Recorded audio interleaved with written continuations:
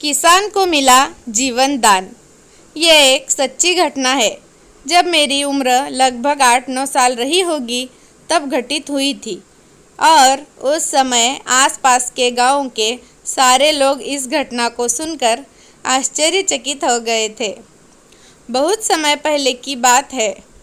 एक गांव में बंसी नाम का किसान रहता था। वो रोज़ाना ही अपने खेतों पर काम करने जाता था।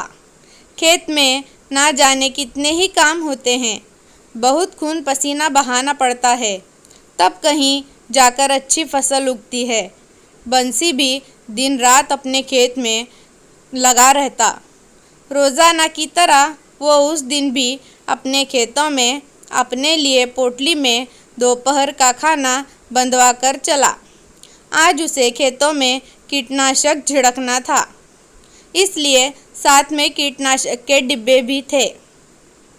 आज सामान ज़्यादा था।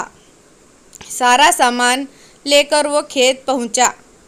बंसी थक गया था तो सोचा थोड़ी देर पेड़ के नीचे आराम कर लेता हूँ, और बंसी वहीं बगल में सारा सामान रखकर अपना गमछा बिछाकर आराम करने लगा।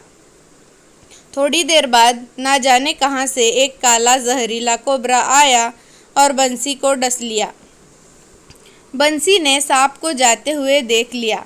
उसने फौरन अपने पैर में कपड़ा बांधा कि जहर और जगह ना फैल पाए, और हंसिए से गहरा चीरा लगाकर खून को बहने दिया। खून तो बह गया, लेकिन अब बंसी को मदहोशी छाने लगी। जहर ने अपना असर शुरू कर दिया था। अब बंसी को कुछ समझ नहीं रहा था। घर भी कम से कम 2-3 कोस दूर था। अब उसकी नज़र कीटनाशक पर पड़ी। उसने सोचा तड़प तड़प कर मरने से अच्छा है कि एक बार में ही खात्मा हो जाए, और उसने 2 डब्बे कीटनाशक पी लिया और सोचा कि घर की ओर जाता हूँ। अगर रास्ते में मर गया तो कोई ना कोई लाश घर पहुँचा ही देगा। अब उसने घर की पगडंडी पकड़ ली और चला घर की ओर। कुछ देर में वो घर पहुंचा, लेकिन वो अब तक जिंदा था। फिर उसने सारी बात घर वालों को बताई। बेटा बोला चलो अस्पताल, और पड़ोसी की साइकिल मांगकर वो दोनों अस्पताल पहुंचे। पीछे पीछे घर वाले और आस पड़ोसी भी पहुंच गए।